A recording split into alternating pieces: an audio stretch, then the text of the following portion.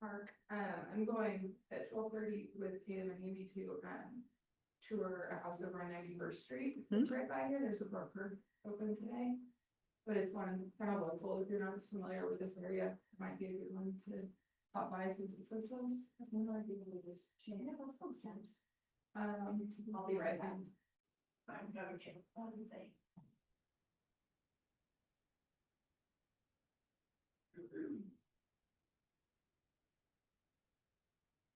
Sure, it's my husband lives in our school district, which is like very small. And there's a good wish you love, but I think is not out of my range. I am going to look professionally, but I'm not going to, this is not for us. I wish. Is that still in the very? Yes, yes. So for sure, still very well. PV goes all the way to 95th between Null and we might even go all the way over Castro. For sure between Null. Okay. Good morning. I know it does. Goes over all the way to Mission. And then it goes legally over to Mission.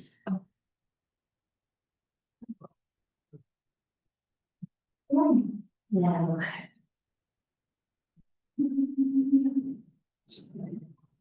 Those magnets sometimes are so strong, they go to pull a door and like, whoa, pulls it back, and now they lock the sign. Oh, I know. Then the magnets lock and you're like, tangy. Let me let some more people in. Then I'll get all of our information. So if you have your business plan that Jeff sent you, and remember, look for the one from yesterday. There's a chance she might have sent you two. The first one she sent you is not the correct one, so delete that puppy. Okay. So bring those up. Yeah, it might not have said Jag yet. It's the coaching EA email. Oh, now it says Jag, but Yeah, we just changed it over yesterday. I think got it all changed. okay, so we want the yesterday one. Yes, that's the one you want. That's yours.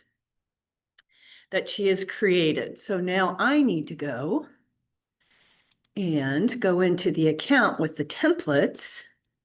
So I can bring up and something that. May 27th, we don't want that deleted. Yeah. On May 20th. Yep. 2 in the afternoon, right? Yeah. I saved the ones I got. And when did you get it? Yeah, yeah, and that's fine. And these, so we pulled up, it does have her name on it. Yeah, now it does. Yeah, now it does. So. Yeah. So I'm going to come in here and I need to go to another account. Good morning, Amy. Amy was our contract challenge winner last night. Hey, Kristen, what email did you say we were looking at?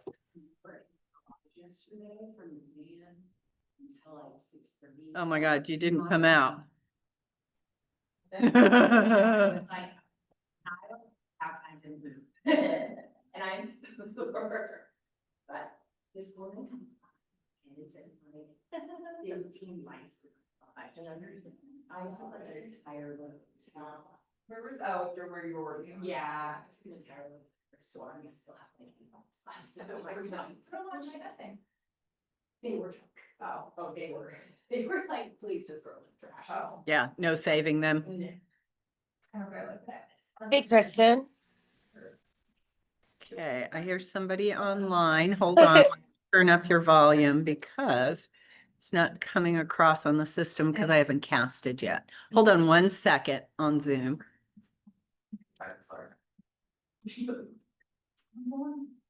My old one, then you're way down. Yeah. She's very nice.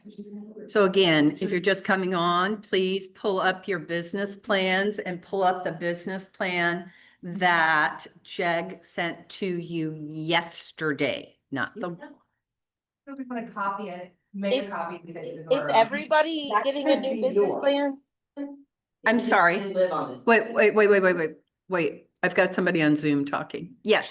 Should everybody have received an email about that? Like, or if we already had a business plan like previously, like, would we not? Here's the thing, you should have gotten a new one if you didn't already have an old one. And then if you have an old one, Whitney, Uh-huh. I might want to look at it to just make certain, and I'll show when I pull up the correct one, I'll point out things to look at on yours to see if you have the correct one. Okay, Okay, thank you. So look, when I click on it, it says request. oh no, Who's the administrator on that? David. The new one is, It might, it depends on the email that we use. You know what? It- It was, she sent one 2 days ago. Oh, yeah, and then yesterday she sent another one. Use the yesterday one. Okay, that's the correct one. Sorry. No, that's okay. That's okay. Well, no, it's a little confusing and I'm sorry that we took a misstep, but again, Jug didn't know and I made an assumption that it was correct in there and it was not. So let me find what.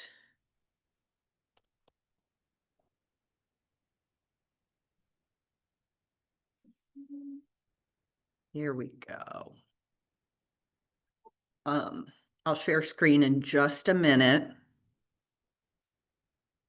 And we're going to be working on this also next week. So this isn't, we're going to get it all done today, especially if this is your first time coming in and seeing this. Okay, here's my existing. Okay, copy up. Cool beans.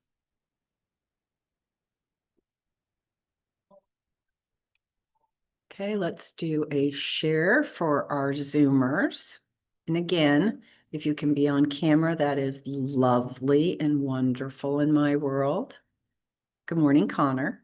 When I see you all at Wednesday Night Warriors, I feel like we didn't even, I mean, that you never left. I feel like I've been hanging out with you forever.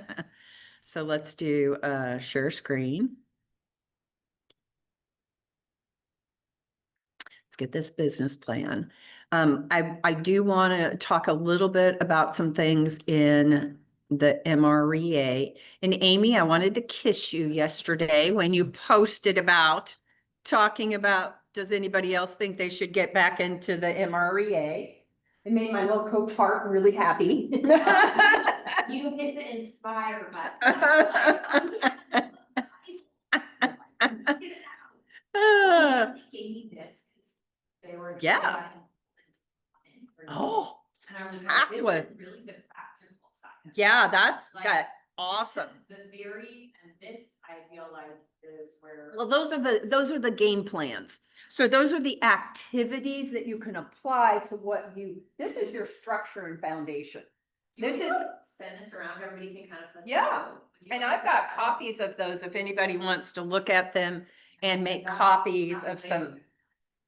It gives you, it is based off of highly successful KW agents on what activities they've done at a very high level that has helped them grow their business. So it's not giving you an overview of all of what they do in their business. It's just activity specific. Like if they were amazing at farming, Yeah. there'll be something on farming. If they're amazing on Instagram, there'll be something on Instagram and how they did it. So you're getting their actual game plan. Hi, And Jody. if you want to, you can YouTube podcast and you can like watch something specific to what I realized. Yeah. You want more interactive. Yeah, which is great. So Jody, when you have a chance, bring up your business plan that you have on your computer. Yeah. I know. They're all fogged up. So one of the things that Ashley was asking about is the sample, what Jeg sent to you yesterday. Now, Jody, I don't think you got one yesterday because you already had the correct business plan already from doing it previously. But for our newest people, she sent two, one on the 27th and one yesterday. Delete the 27th and use the one that she sent to you yesterday because that's the correct one. Now, because the templates got messed with and I don't know what happened. What I did have her send you is an example. So there are many of the tabs that are already filled out. Now, we always fill out the economic tab for you, especially as new agents, because you don't know what you should even think about putting in, right? And so that's already done, and that's what we're going to spend time today. So it's important here that this is how you're going to know what you need to focus on and how much you actually need to do to hit your goal. This isn't guesswork. This is proven that statistically, if you do the work at this level that it maps out here for the goal you said you wanted to achieve, you should hit that goal or pretty darn close. Now, there are some things that could slow you down or be challenges for you because you're new. Even if you do the number of activity, the number of contacts it says, even if you have the number of appointments it says, the one skill set that you all haven't built yet to a high level is converting. So you can get in front of enough people, you can actually schedule enough appointments and maybe not hit your goal when you're new because you're not comfortable and equipped yet. Many of you, some of you are just natural born negotiators, and can convert people, maybe because of your past jobs and what you were doing already. But most of you are gonna, that'll be something that you're gonna have to build that skill or build it out. Does that make sense? So I don't want I don't want you thinking that this isn't doable. It is, but you have some extra challenges as a brand new person, and that's okay. That's okay. That's why when we get to certain parts of this business plan, you won't like me very much because I'm going to like double some of the numbers. You're going to be like, but it says this number. I like this number. I'm going to say, but you're new. You don't have, this is a maintenance number. You have to do more because you don't have this business. You don't have the momentum going in your business yet. Make sense? So when you go on to all these different tabs, and remember the instruction tab, I hope that many of you got to watch my video, and the link was in my email for this week. Come on, go over. My mouse goes over and then it does this. Stop it. Okay. Okay. I've got everybody in. I've got Connor, Caitlin, Tamisha, and Whitney in. Okay. So, business plan. Let me ask you how many, and we talked about this on Tuesday, but I want to see again, how many of you are really numbers people? You like numbers, you can live in spreadsheets and you love it.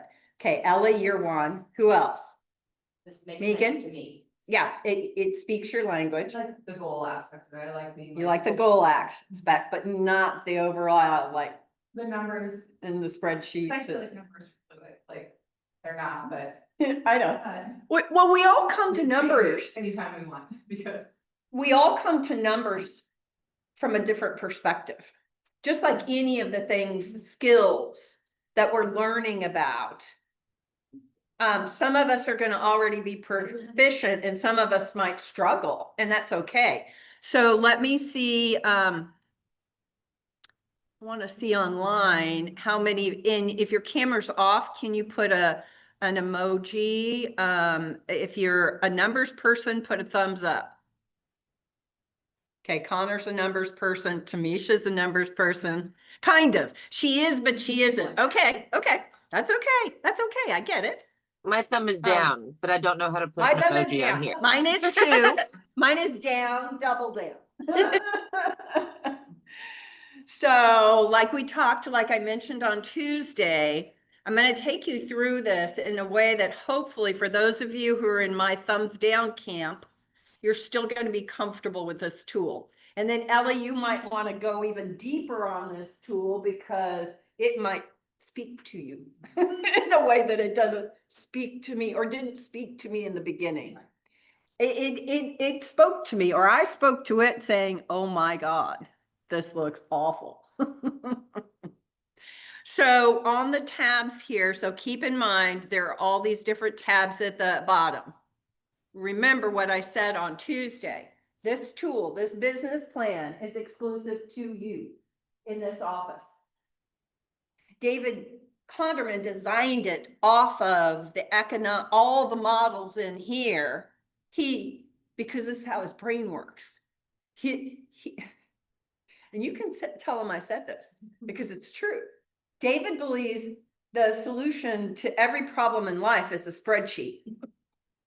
That's how he translates life, is through a spreadsheet. So he took this book and he translated it into a spreadsheet that is amazing and wonderful.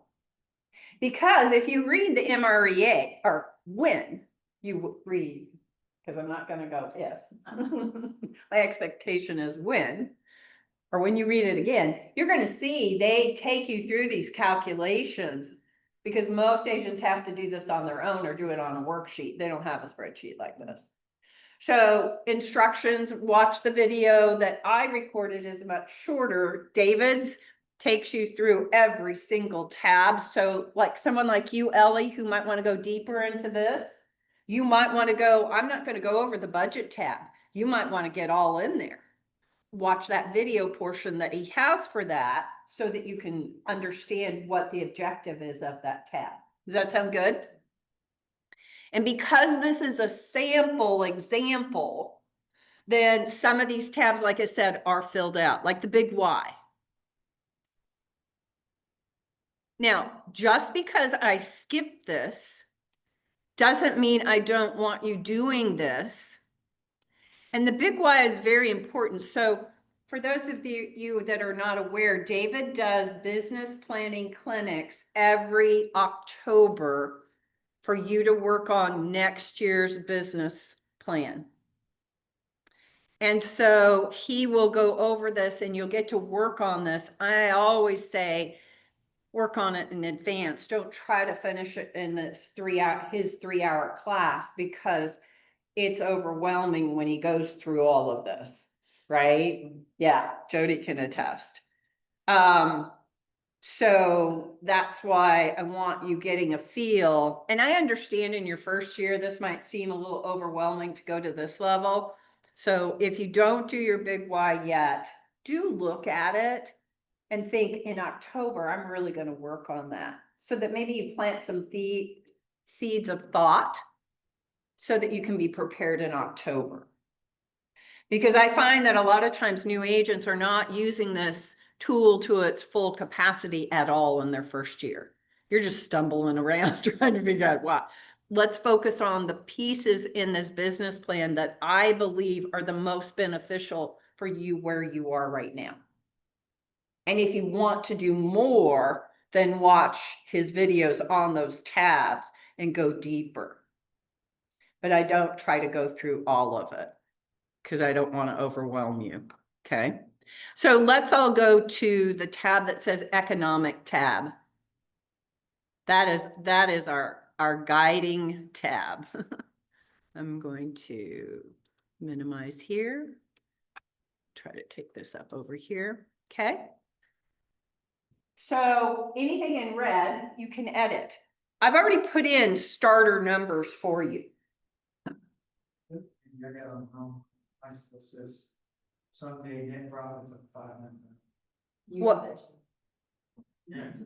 Well, the someday, unless you didn't change that, it could have been from when you got it.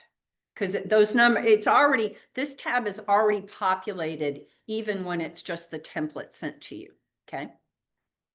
These numbers I've put in here, I believe, are realistic numbers in a first year with hard work. But let's talk about it. I'm gonna read a little bit, an excerpt from the MREA so we can have a good idea of what we're looking at here and why we're looking at it. So it says, Closed units and average sales price are important drivers to earn $1 million or net $1 million. Because that's what this book's title is. Millionaire Real Estate Agent Book. But here's what I want you to know. It is, I would have rephrased this, but Gary Keller wants to plant the seed that if you want to earn $1 million, then let's talk about it openly now in the very beginning. But however, it is earn your goal and net your goal, right? Because everybody's goal could be different. But they are not the only areas of focus for a millionaire real estate agent. We need to concentrate on key activities that lead to closed sales. For starters, buyers and sellers must first agree to do business with us, right? We have to have a client. Kind of important. And for this, we need their written contractual agreement to do business in the form of a buyer representation agreements and seller listing agreements. To get these agreements, we'll need appointments with buyers and sellers to present our value proposition and secure the business. While our economic model ends with net income, it begins with lead generation and buyer and seller appointments.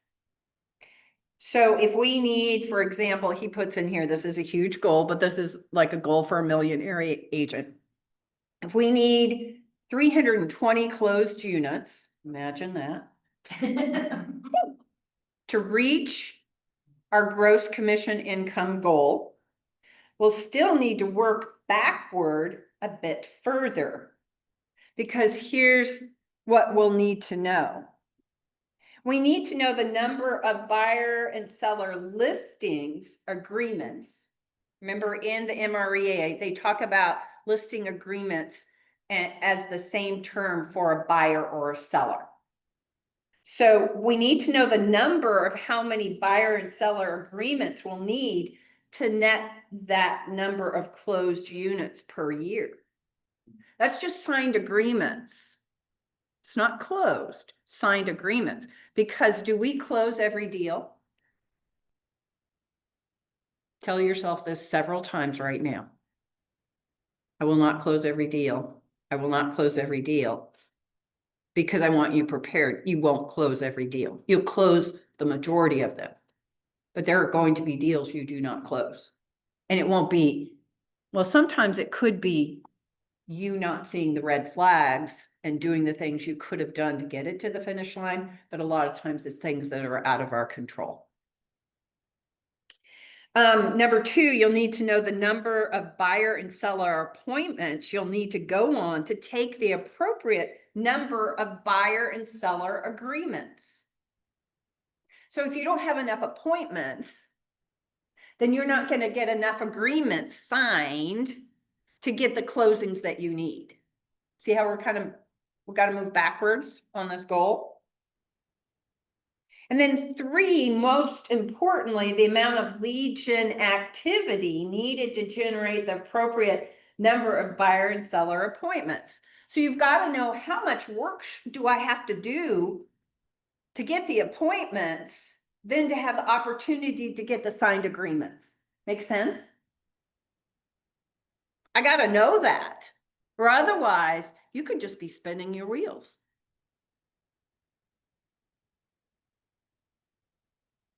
The only way to get to these numbers is to track. Let me say it again.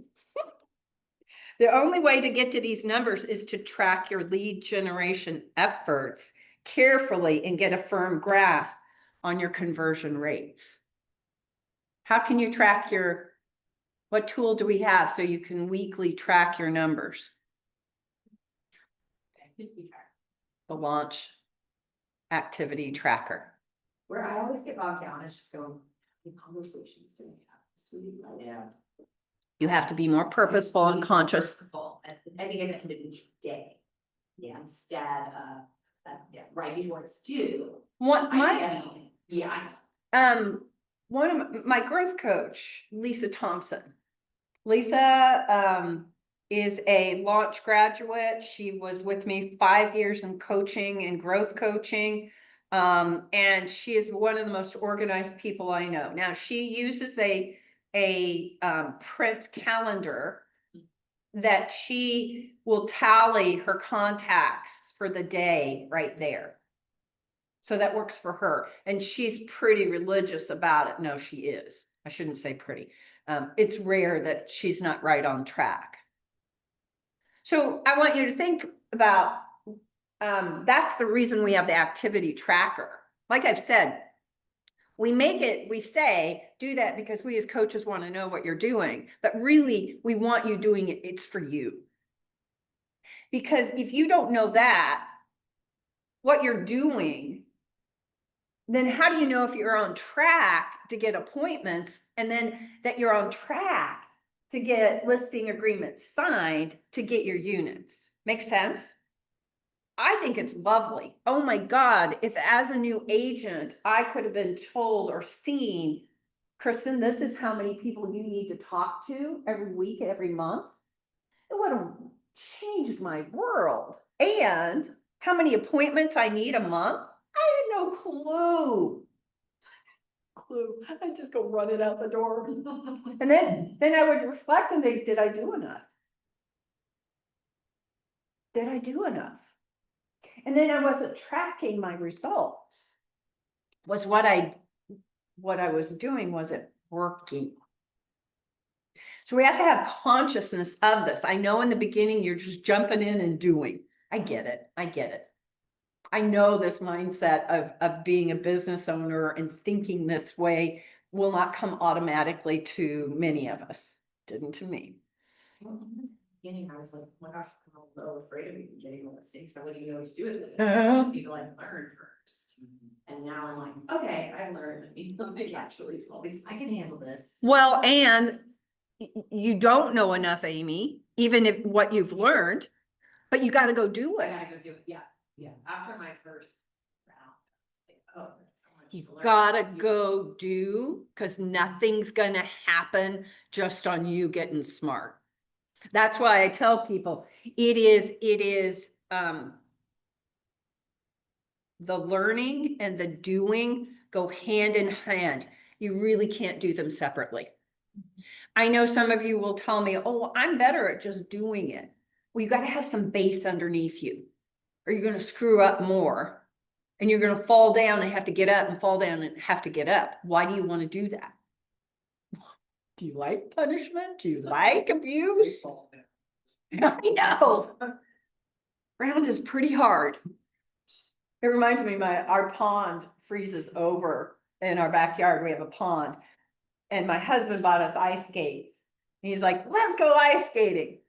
And I'm like, okay, well, a pond is not a super smooth surface. You don't have a Zamboni. No. Coming out. And I grew up ice skating, but I'm really bad now. Yeah. And I fell down, even though I had on my coveralls. You know, I've got some farmer coveralls, winter coveralls. I love them. I mean, I had all these layers on, and I'm like, dang, that hurt. I wanted one of those walker things that they use for little kids on the ice rinks. I think those are lovely. I think that's a great tool, or they use in the roller rinks. I think that, but falling down hurts. So that's why you've got to do the learning and the doing, because I do know that for most of us, doing will solidify it and start to cement it. But you've got to have an inkling. Conversion rates may vary depending on a number of factors, including the current market conditions, the effectiveness of your presentation, the quality of the leads, and the consistency of your follow-up. If you cannot build consistency into how you do this business, you're going to be in pain a lot. Our extensive research and experience can guide you on some solid benchmarks For seller listings, approximately 80% of pre-qualified appointments should lead to listing agreements being signed. And approximately 65 of those listings should sell. Pre-qualified leads, not just somebody said, I want to list my house, and you asked nothing in advance. You didn't see if they were motivated. You didn't do the qualifying of them to make sure they're worth your while. Not all business is worthwhile business. Now, I know for a fact that most of you are going to say yes to anything that comes your way when you're new. Then you get a little discerning, not a little, you do hopefully get discerning on what you pick, but I still want to plant that seed so that you know if there are red flags, that this person is going to be a thorn in my side and maybe suck me dry, because there are vampires out there. They are real. And they're known as clients. And you don't want those as clients. Vampires will, yeah, you know what they'll do. And then for buyers, the ratios are reversed. Approximately 65 of pre-qualified appointments conclude with a buyer agreeing to be represented. And approximately 80% of those should go on to close. So we're going to talk about conversion rates that we've set here in yours. Because you're new, we have higher conversion rates set for you, or lower, I should say. Okay. So let's go into this, and I'm gonna do it by line number so you guys can understand this. So let's just, we're gonna tour the economic model tab. So let's just do a little tour here. Let me see if I can get it. I might shrink it down just a little. I don't want to shrink it down too much, because then, okay, we'll do it. So I don't really want you to worry about this stuff up here so much. You can, but that's our future. Let's just figure out right now. This is the main number. Remember, what did I ask you to work on and think about for today? Couple of things. It was in GroupMe. Take a look if you need to. What were some of the things I was asking you to think about on Tuesday? Talked about how much does it cost to be us, like how much Expenses? Living expenses. Yeah. What do you actually need to cover your own social? What do you have to earn? That should be your starting point. What do you have to earn to put food on the table and pay your bills? Okay. And what would you like to earn? Okay. And then what kind of goal setting motivates you? Are you somebody who loves to have a big, bad, audacious goal, and that gets you jazzed up, and even if you don't hit it, you're just like, yeah, because that's your someday goal? Are you somebody who's very, I want a number I can hit. I want something that feels realistic, that I could actually achieve. Or are you kind of in the middle, right? There's not a right or wrong, but you've got to ask yourself those questions when you're doing this. So does anybody want to share what kind of goal setting works best for them, or that motivates them?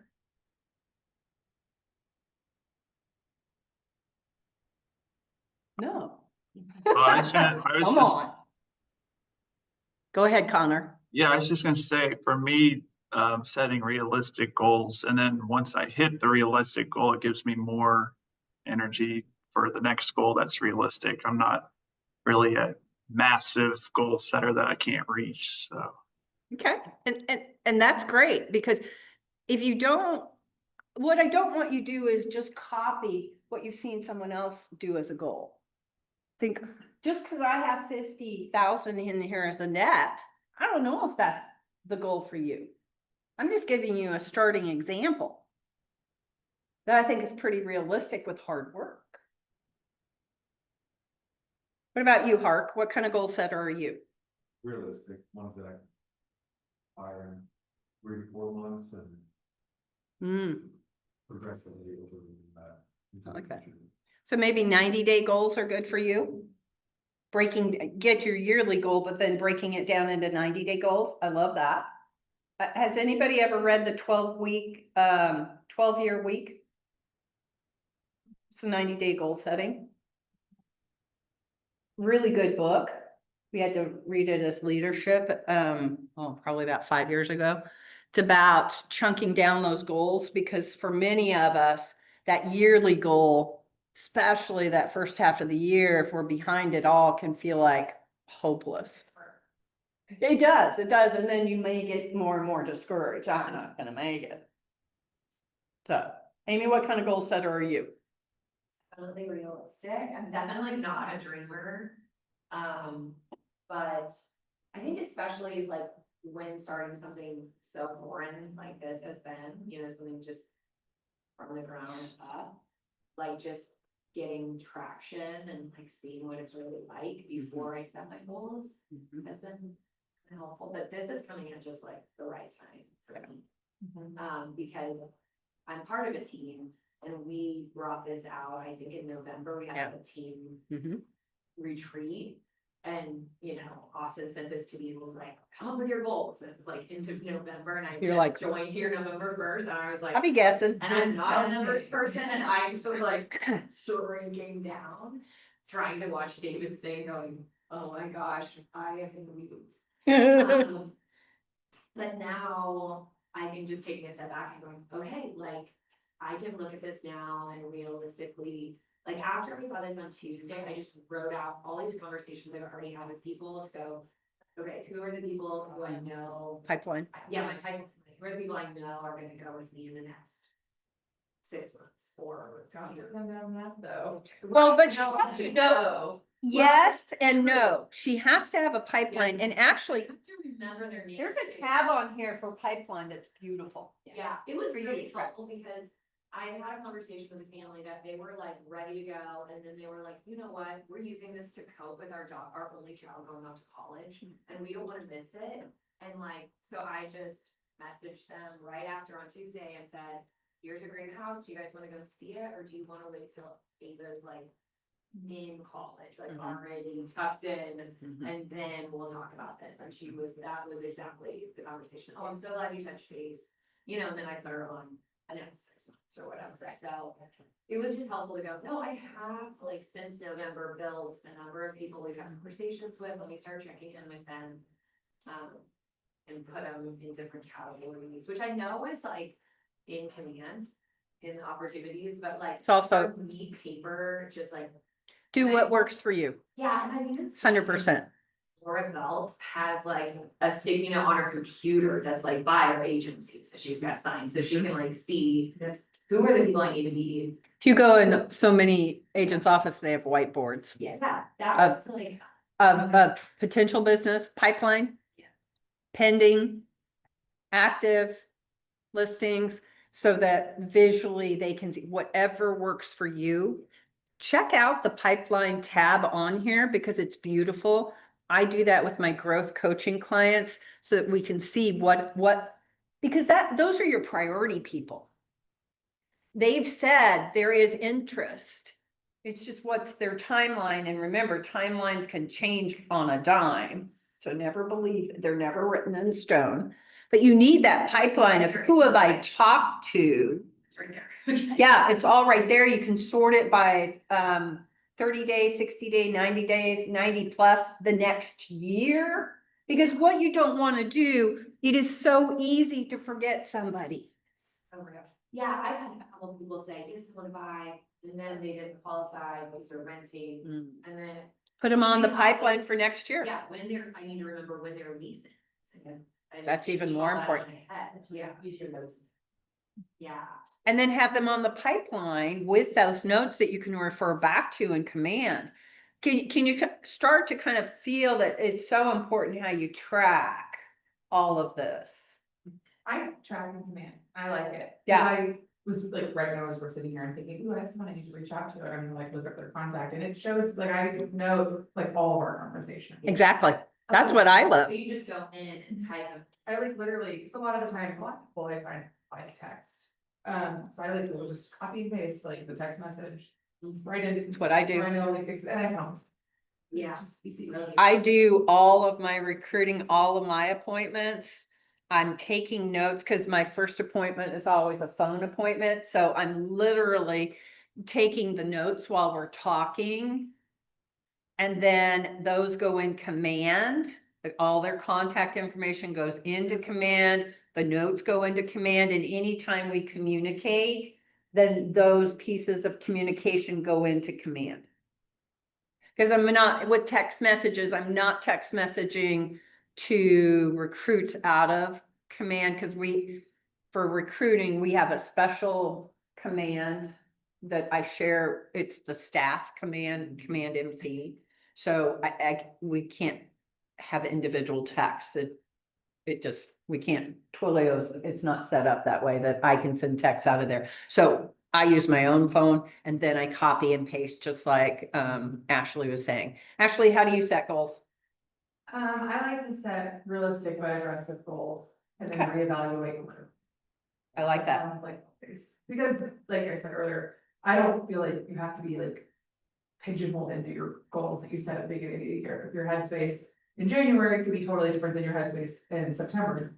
Well, And and it's important to like read about. And remember what it said here. It said here, your conversion rates, which are gonna impact your goals, can include the current market conditions. So there are times like when COVID hit, we didn't know what our goals were gonna look like. Well, I think. Luckily, they were amazing. Yeah. Yeah. People had many agents had two of the best years of their whole entire freaking careers. Mhm. But we didn't know. Well, I think you just, like, the things you don't know going into the year, and like the last year. The things you can't control. Totally, yes. I Yeah. had like a devastating year last year, so I like completely changed any goals that I had in January Mhm. and June. Yeah. And cleared the slate, Yeah. and I wouldn't have thought that in June or in January. So, I Yeah. think just being realistic and knowing like, But I like that you said aggressive. So she wants it realistic, but she does want that little bit of a little push, right? So again, that's what do I respond to? Not what Ashley responds to. What do I respond to? Ellie, what about you in goal setting? Almost identical, Ashley, like big, but achievable. Okay, so you like a little push back from the behind too. I got that. Jody, what about you? I like to be realistic, so I can't make big items, Okay, but I found that this is just me, I can get distracted pretty easy. That's bad. no, none of us have that problem. Just you, just you. So. Okay, so then I gotta sit down and back. Stay focused. Right. Haven't you heard, maybe you haven't heard this yet. If you didn't have ADHD before becoming an agent, you will. And that's because we juggle so many hats. It feels that way. Your brain starts feeling that way, even if you weren't. Okay, what about online? Connor, you said that you like realistic goals. Tamisha, what kind of goal setting motivates you?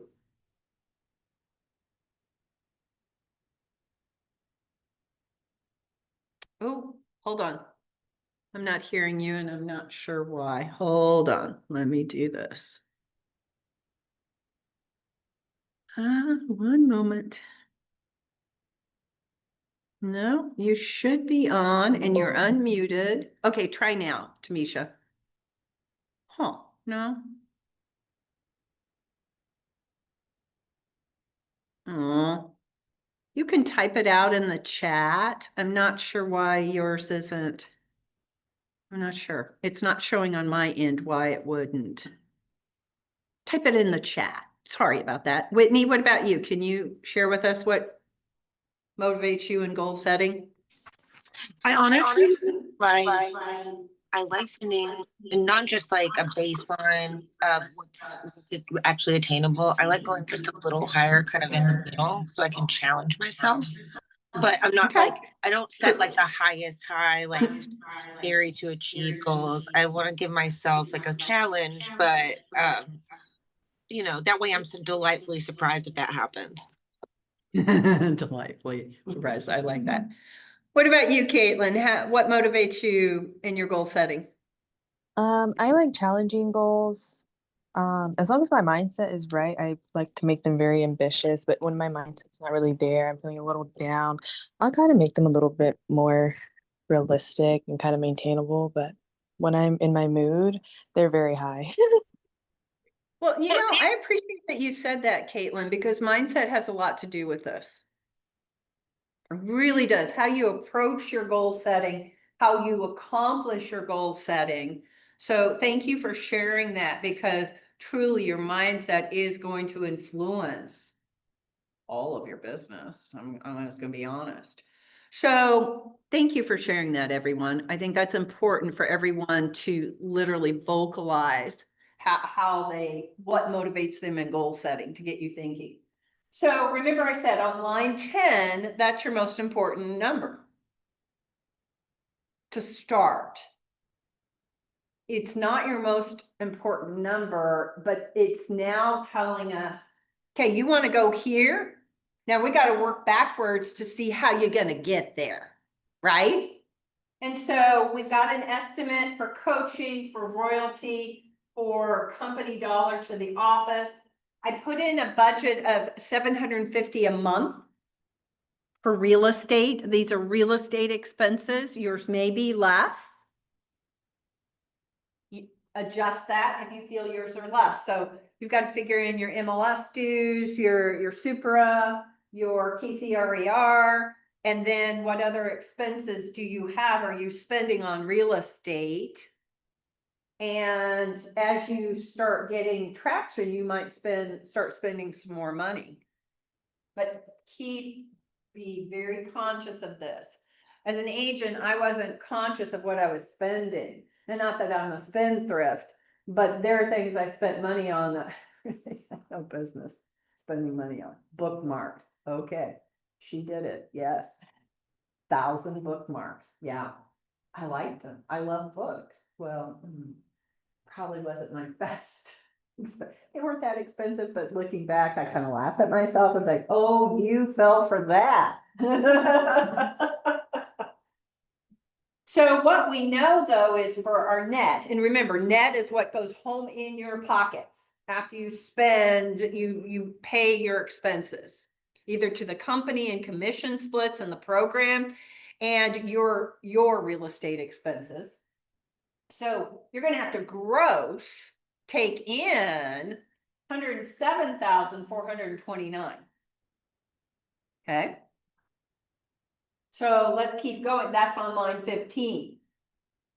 So let's go to down to here on line 16, but let's look at sellers and buyer percentages. And I think these are realistic percentages in your first year. 40% of your business coming from sellers and 60% of your business coming from buyers. Now, here's what I want to tell you. In your first year, some of the numbers here or the goals are not ones that you want to stay the same going forward. So if you read when you read the MREA, change my vocabulary, you will find that Gary Keller says you want a minimum of 50-50. And if you can increase on the side of listings, that's to your benefit. Why is that? Why does Gary Keller feel that listings are the priority? Well, there's a lot of like work to get them set up, but then once they're on the market, it's not like you're working with a buyer where you're just taking them to all these homes at all these different times. Predictability in your schedule. They come to you. They don't always come to you. They can if you've done the good outreach. So yes, that can, but only with the outreach of you touching them. And you can handle more listings at one time than you can buyers. Because buyers physically take more time or can. So the efficiency you can get, and Amy's right, your heavy lifting comes before they ever go on the MLS and are active. Then after that, you're basically doing maintenance to keep it in front of people, of agents and buyers, and waiting for an offer. So that's why you want to build a business that leans at least an even split between the buyer and seller buckets. Or you want to lean more heavily, hopefully towards the listings. Does that make sense? And then we're going to just put in, and remember, commission is always negotiable. And we'll say it again. Commission is always negotiable. So you're going to put in what your commission is. And what will be helpful is at the end of the year is to calculate after you've closed deals, what has your average commission been? Because now that it's in the sale contract, there may be some variations. I don't know, depending on how the negotiations go. And then I've got a very realistic average sales price for a listing or for a buyer of $285. What is the average sales price in Kansas City since about last month? Yeah, about 355, 360. Yeah. Remember those KCRER posts every month? Be looking at those, know those numbers. So we've got a realistic number there that might actually, I try to be very conservative in the numbers that we put in here for your starter numbers. Just so that we're not overestimating, right? What that means then here on line 21, how many deals do you need to close to hit that goal? 13. And that means 5 seller sold, 8 buyer sold and closed. Okay, 13. Does that feel kind of doable? Amy's like, oh. Well, remember, and I've said this several times, our business is built on momentum. Here's what you're going to start to feel. And some of you maybe already started to feel it. You're out there planting seeds, planting seeds, planting seeds, planting seeds. Oh gosh, nothing's really happening. Oh my gosh, oh my gosh. Then all of a sudden, one thing starts to pop. Then another thing starts to pop. Pretty soon, people are really coming to you asking you about real estate. And all of a sudden you can actually feel the momentum because of the chatter that starts surrounding you, because of all the outreach that you've done and the connecting that you have done. It just a lot of times doesn't happen immediately. It can, but to feel the real momentum, you've got to be in activity. Make sense? So then I'm going to go backwards here. I'm going to start down here and work up because that's how, to me, it makes the most sense, the rest of these numbers. So remember, we have to know how many appointments do we need? Because without appointments, then we're not going to have signed agreements. An appointment is meeting with a potential buyer or seller and talking to them about the potential of representing them in buying or selling their home. That's an appointment. So in this scenario, weekly, and I always round up, you need 1 a week between a buyer and a seller. So it could be 1 seller appointment and 1 buyer appointment. And that means a month, we're going to round up, you need 2. How does that feel doable? Yeah. Okay. Okay. This is where we start to see this is actually attainable. This is actually, because that 13 that you were like, yeah, I don't know.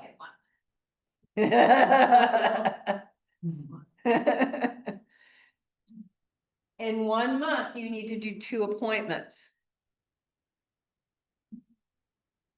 going forward, as you finish this, going forward, myself or your coach should be able to ask you how many appointments do you need this month? And you shouldn't even hesitate. You should be able to say, I need 2. Where are you in that number? Remember, when you're doing an open house, you're door knocking or farming, how many appointments do I need out of this activity? What is my goal? That means in a year, I've got to have a minimum of 23 appointments. That doesn't seem too overwhelming, does it? In a year, I need 23 appointments. And what I read in the MREA earlier, it said, not everybody's going to sign with you. And here's the thing. They're going to not sign with you for a variety of reasons. Sometimes now is not their time. They thought maybe it was. And then after talking to you and kind of figuring out what this would look like or what they would net or how much it would cost to buy a house, they might need to wait a little bit. Sometimes they're going to go with somebody else.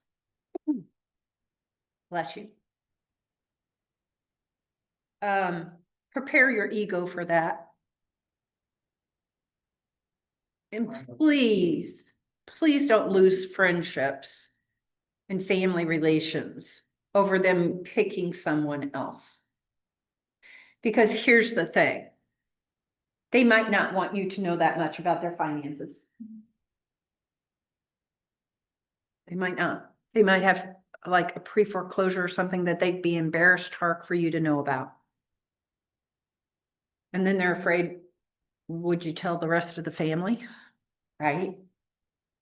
Sometimes they've had an agent who's taken really good care of them and they're loyal to. That's what you want to build. So don't begrudge somebody because they did a good job with their client, past client. Aspire to be that agent. When Aunt Susie goes with somebody else, be okay with it. You may have your moment, and then let it go and wish them the best. Guilt, yeah, have your moment. It's okay. Yes, definitely allow the moment because we're human. It's gonna suck for a minute. You're gonna, dang it. You're gonna go, you know what? And then also recognize there are some people in your life that you love to death, but working with them may cause death to one of you. Am I right?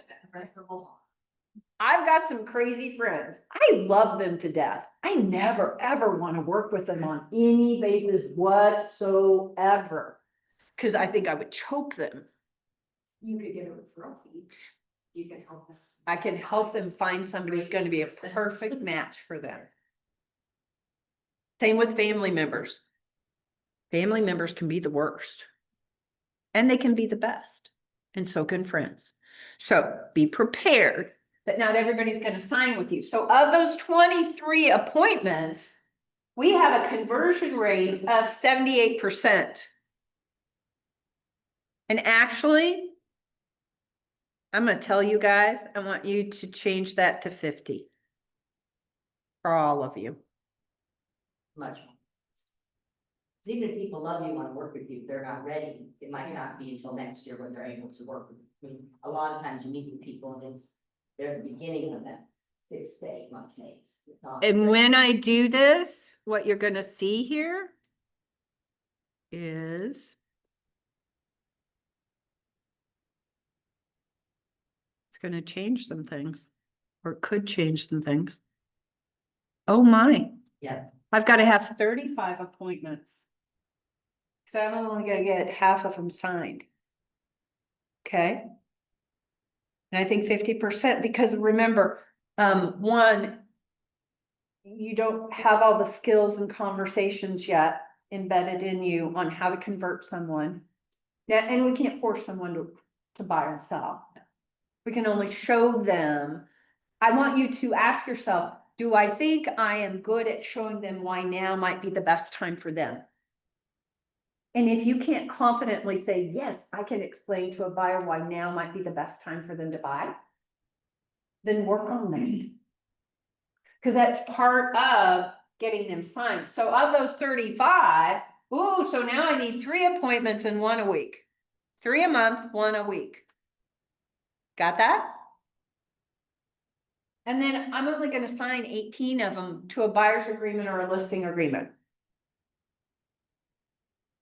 Okay? See how this gets to be real? It's not us just kind of guessing. So the red is what we can change. Yes, correct. Then it auto corrects the other cells. It actually corrects all the other pages Yeah. too that are tied Yeah, to. that's all itself. Very good. So of those 18, remember, what did I say? Are you gonna close every deal?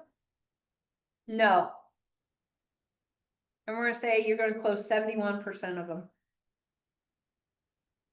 Now you'll probably close more than that. And here's the thing. This always tickles me.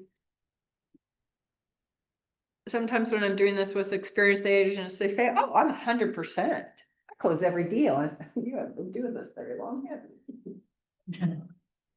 Just wait. It's gonna happen. So of those 18, we're only gonna close 13 of them.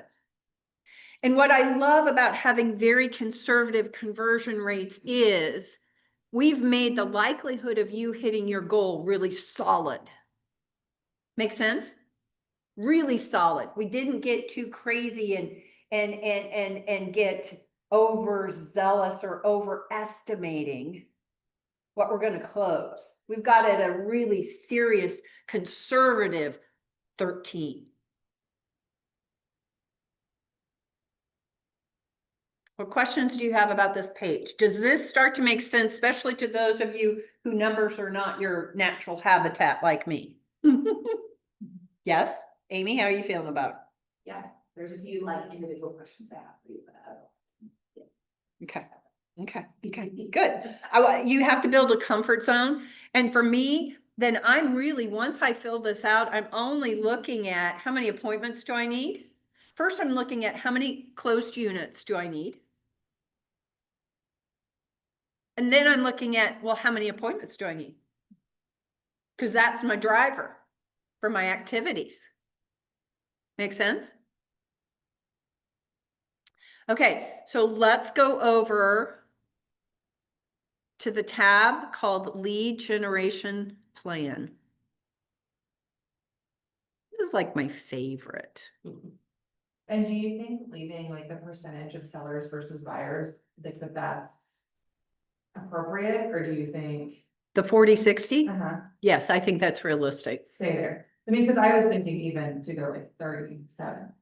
It's up to you. You can adjust it. I think if you're purposeful, again, this is about setting goals with us always being consistently thinking about, well, what are my lead gen activities that could get me listings? Farming.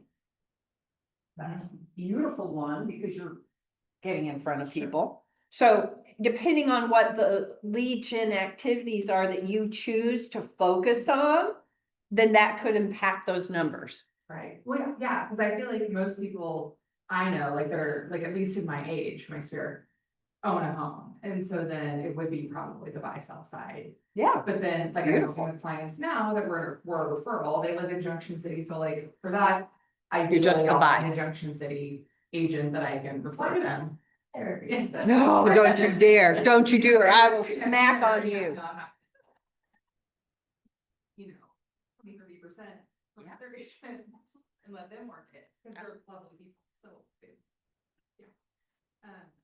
So instances like that. Yeah. It's just gonna be the bias. So those percentages to me depend on if you do know kind of what your pipeline's looking at like and what kind of lead gen activities will be in your focus. Okay, let's go to the lead gen plan tab. Let me reduce my view some.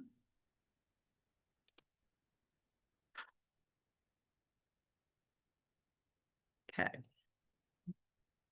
This is This is where we get to get an idea of what do I need to do?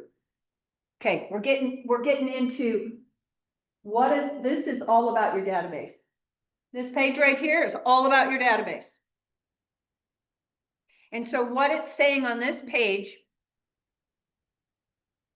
in reading the MREA, you will learn what a met and a haven't met is. Can anyone tell me what a met and a haven't met is?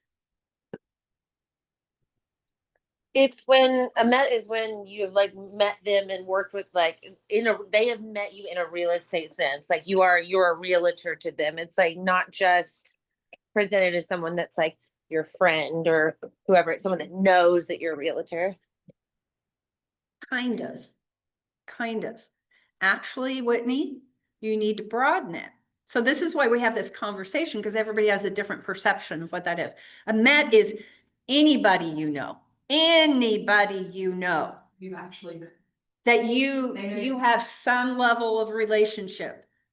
And here's what I find with new people is sometimes you're thinking the only people who can go in my database as a met are the people I'm really tight with.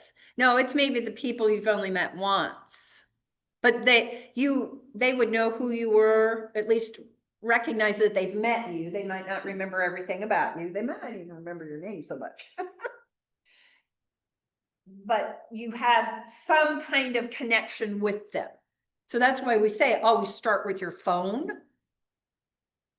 Now, to your point, Whitney, you would because these are two big buckets, mets and haven't mets, two big buckets. But in each of those buckets are littler buckets. So those people you were talking about, Whitney, would either be past clients or leads that have talked real estate. So you could tag them in command so you know the difference within your mets. Does that make sense? Like Gotcha. if you have mets that you know from your former work, then they should be tagged that way. The way my business started to take off were two things, two former connections of mine. My former work, the first person that I finally got, and it was probably after 6 months of being in the business, but the first past coworker who raised their hand and said, I want you help buy, set off a series of transactions.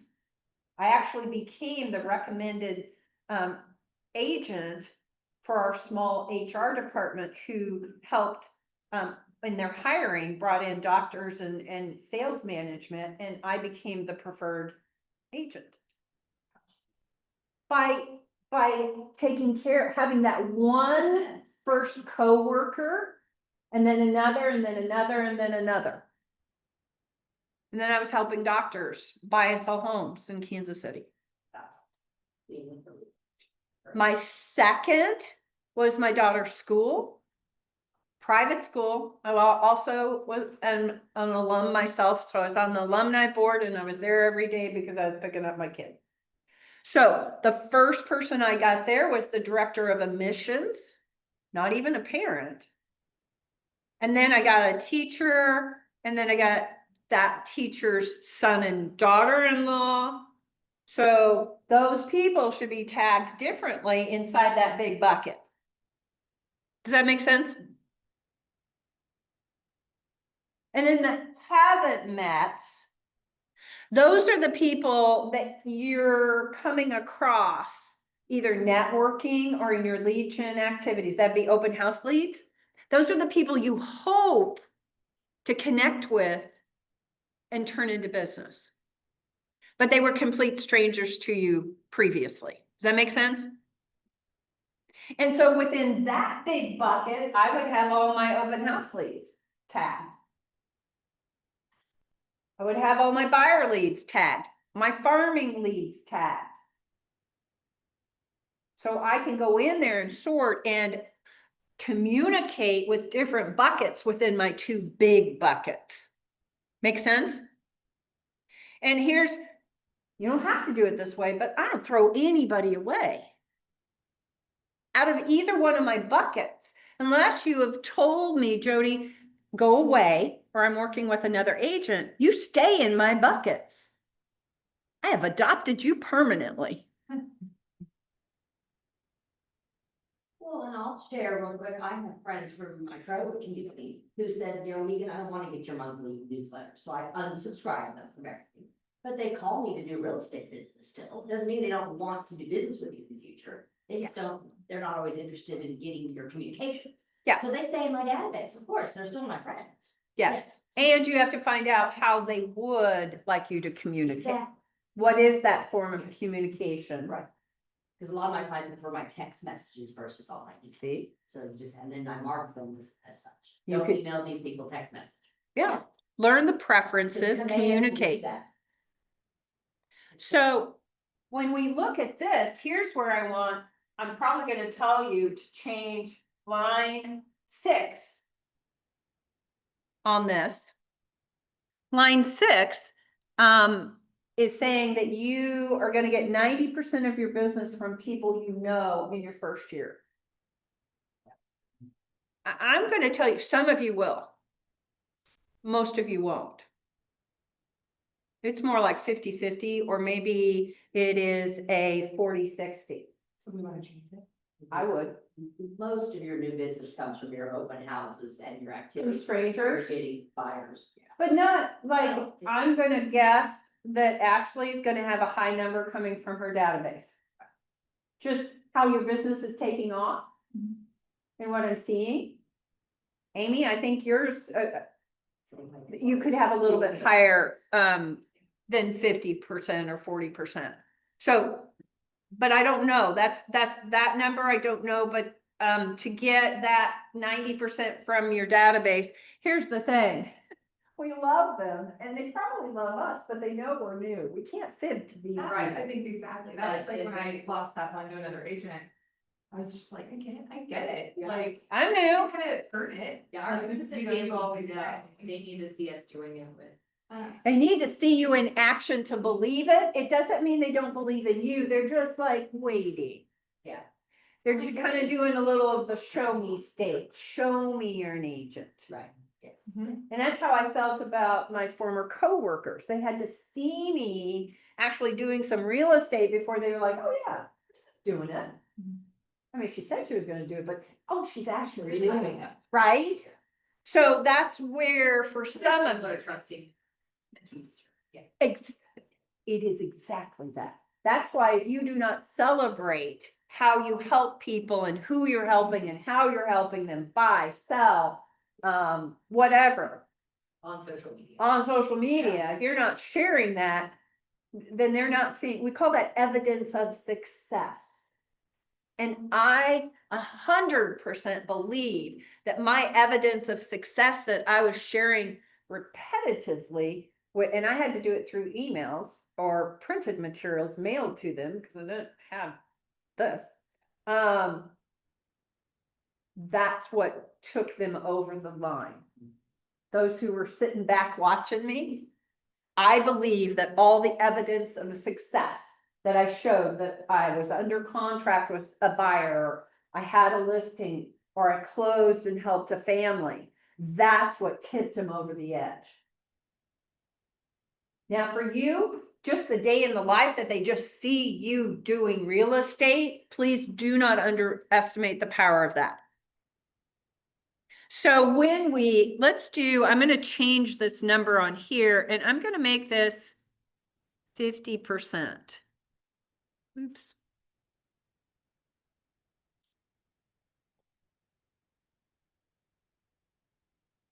Okay. Okay, so let's talk through this. Okay, yeah, this will be the last tab we'll go over for today. Because then I want you all getting in here and doing your own and thinking about it. So let's stay in the Mets. In our bucket of people that we know.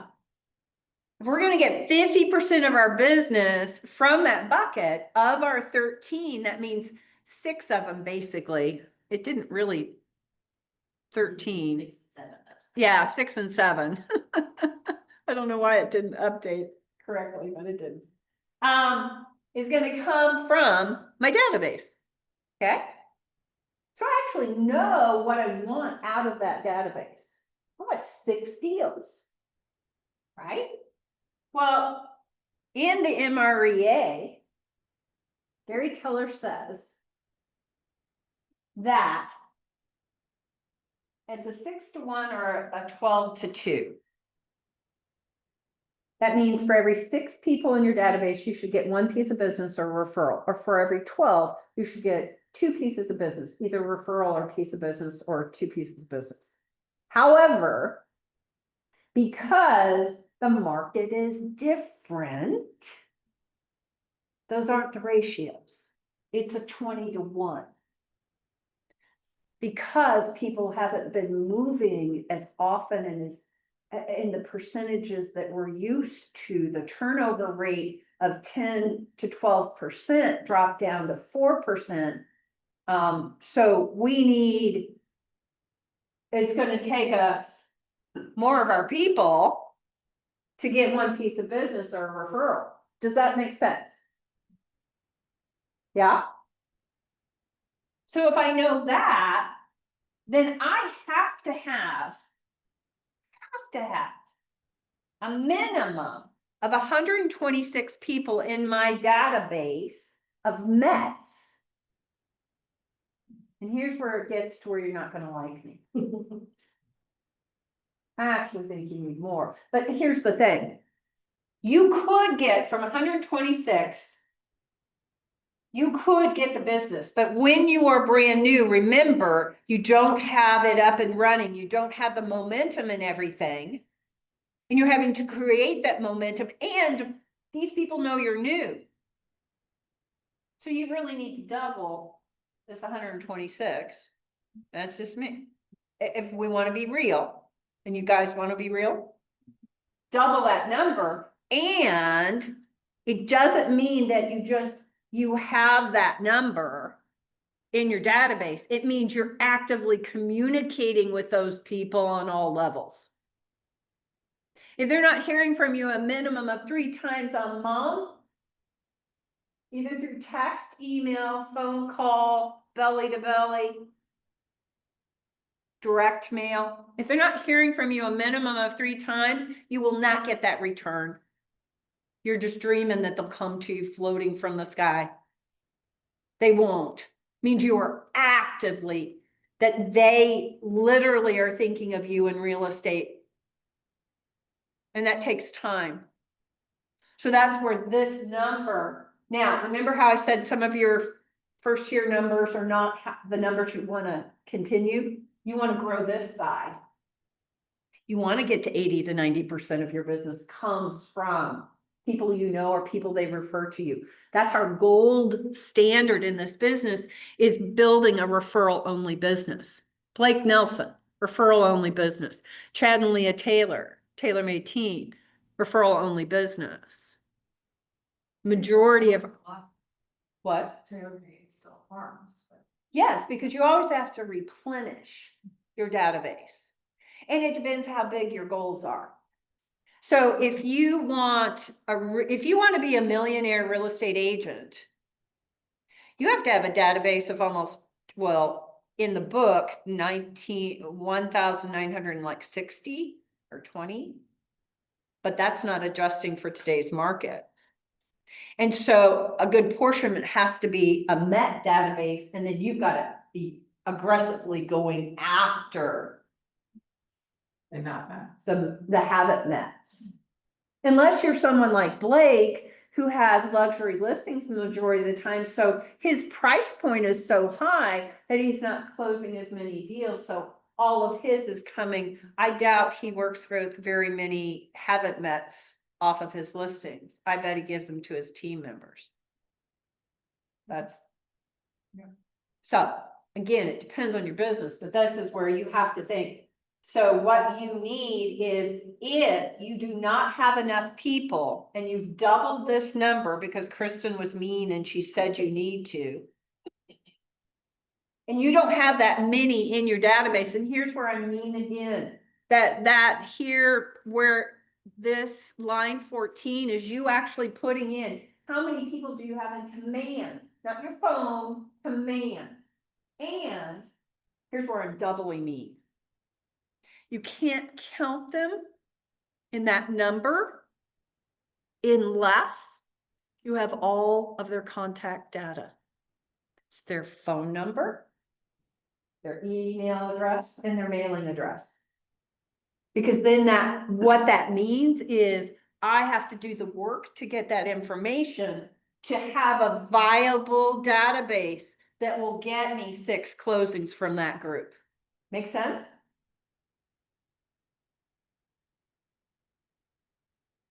It has to be viable. It can't just be a number. Yeah. I hear people say to me, oh yeah, I've got 1,000 in my database. But they're doing nothing with that 1,000. So that means nothing. It means nothing. They're not going to get the return that they need because you got to work it. On the other side, if we're going to get 7 closings, let's say 7 are going to come from haven't mets to make our 13. Well, in the MREA, Gary Keller says it's 100-to-1 ratio.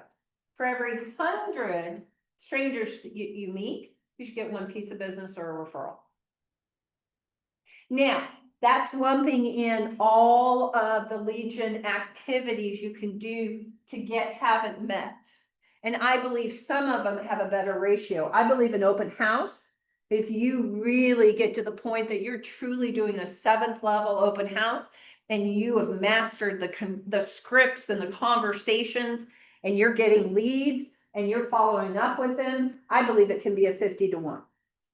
But a farming, 100-to-1. Make sense? Some activity is going to have different returns or ratios. So in a year, you're going to have to meet 628 strangers. What? Well, 100-to-1 to get the 6. So here's where magic happens in my book. Magic happens here, right here, on line 15, all the way over to the right, where it says total contacts. Spoiler alert. Kristen ruins this too. Because you knew you have to double that number. So what this is telling you, in 1 week, we double it, you need to talk to 48 people a week. And that's not an appointment, okay? That's not an appointment. That is making a connection. That can be networking, open houses, sports activities for your kids that you're hanging out and talk. That's 48 people you have connected with in some shape or form. That doesn't mean sending out 48 emails and nobody responded back and you didn't have any conversation. That doesn't mean sending out 48 text messages and only 2 of them respond. That means actual connections. Got it? You do that. And oh my gosh, in Launchpad for lead generation, what was that daily? What was that? Daily. Oh, you're so close. Daily 10-5. 10-5. Good job, Ellie. If you're doing that, that gets you to 50 contacts a week. If you connect with 10 people a day, put those 10 people or what additional information you got from them in your database, and then do a follow-up of a handwritten note or a text message to them. And then do 10 social media connections, like something, post something, comment on something, DM.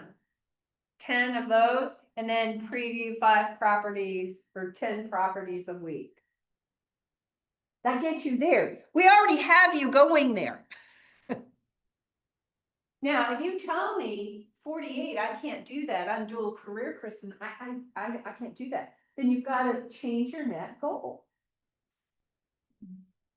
your activities are directly correlated to that net goal that you chose. So if you chose 100,000, and that number's gonna be a whole lot bigger, especially when you double it. And you've got to be honest with yourself. Can I do that level of activity? Will I do that level of activity? If I won't, then I have to back down on my goal. What questions? Does this start to make this feel more real? These are your marching orders. And now that we know this, what we're going to talk about next week is, well, what activities get me there? What activities get me there? And that's where you're going to be choosing the activities that you're going to do. And many of you have already decided what your focuses are going to be. And some of you are still trying to figure that out. You're trying some and what have you. But this told you, I know what level of work I need to do. And then you have to commit to that. If you can't commit to those 48, or let's round it up to 50, so we can just keep it with that daily 10-5, then you've got to ask yourself, well, then that's not the goal for me, probably. I'm not being realistic. That's where we get to qualify your goal setting about, okay, well, oh, I was thinking really big, so big that I don't know I can do that. So this is what gets you back grounded. And then we're going to talk next week about the activities that are going to get you there. How do you guys feel about this now after we've done this today? Tell me your feedback on what are you thinking about this tool and this thought process of business planning. Less stressful? Okay, why? I like that. For me, at least looking at numbers, to kind of think it's exactly what I should be doing and having a goal each week to continuously do that. Exactly. And then once we figure out your activities, we have another tab on here in which you can map that out weekly. Of those activities, what do I need to be doing this week, next week? It's called the 411. The 411, if you use it, it will give you your marching orders so that you're not getting up in the morning and go, wonder what I should do today. You should be able to look at that and say, okay, this is what I need to do to get the number of contacts that I need to get how many appointments? 1 a week. 2 months. Wait, no, what did, 3 a month. yeah, because We adjust our conversion rates. exactly. So we've got to get our 3 appointments. Keep your appointments in your mind. The appointment number and then the weekly contact number, critical. You have to know those. So then you can say to yourself, I am doing what I should be doing. Those are huge successes in the beginning of this business. And I don't want you to not give yourself credit for the things that you're doing now that are building your future business. Because too many times as a new person, I think you feel like, well, I'm not doing very well. I don't have somebody under contract yet. Well, if you're doing all of this to build that foundation, it's coming. I was talking to a new agent last week, and he was sharing with me the level of activity he was doing, and it was impressive. And I said, okay, I can see this is going to happen. So you know what that means? Because of the level of lead gen activity he was doing, I said, guess what you need to be all over? Contracts. And practicing writing contracts. And watching the classes, attending the classes, knowing dot loop, the contracts challenge. We only had 3 people this month in the contracts challenge. Now I know the holiday, I get it, that Memorial Day holiday, you probably had the best of intentions. And then, because Linda said she had more people actually ask for scenarios. But you owe it to yourself. If you're doing high level, well, you owe it to yourself no matter what, but especially if you're doing high level of activities, it's coming. Do you want to be prepared or not? I want you to be prepared. So that's where you've got to be thinking, is my level of activity, and yeah, sometimes it's going to feel like nothing's popping, and then it starts popping. And then I can't wait for you to say to me, oh my God, Kristen, I am so crazy busy. And if you've been heavy in activity, I'm going to say, I saw it coming. I saw it coming. Because I can see it coming. We as coaches can see it coming when we see your level of activity. That's why the activity tracker is so important, that you're purposeful. Because if we see the level of activity, then we'll know what's coming. If we see the level of activity, remember what I said earlier in this class today as we wrap up, that if you're doing a high level of activity but not getting results, then we as coaches can say, well, let's dissect this. What do we need to work on to get you to convert and get these people moving forward? What's the disconnect? Helps us help you pinpoint it, instead of what I don't want you to do is do open houses, do open houses, do open houses. And then you say to me or your coach, they don't work. Because we didn't sit down and dissect and figure out, well, let's see, maybe what are you picking in the wrong areas, the wrong price point? Are you not having the right conversations? Let's do that before you give up a lead gen activity. Is that fair? Because it could just need a tweak. Or maybe we just say, throw it out. Let's target something else. But don't throw it out until you've done a little review of it. Okay, who else about the business plan? Anybody online want to share what your thoughts are now as you've been introduced to this business planning tool?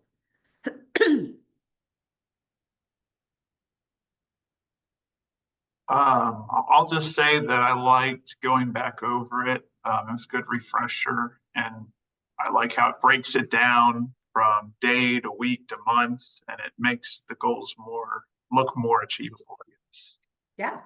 It's all about those goals. Your yearly goal can be debilitating if you're not careful for some of you, because it just feels too big and unwieldy. So, okay. All right, that's all I've got today. Well, no, thank you. Thank you for being on Zoom. Appreciate those of you on Zoom. Appreciate you all here in person. And I want you working on this so that when we meet next week, we can go into the activities and also into the weekly 411. So I need you in there working on yours. Play around with the numbers. Remember, anything in red you can change. And see what numbers you like. And remember where I told you needed to double. But that's just me being honest. Okay. All right. Thank you.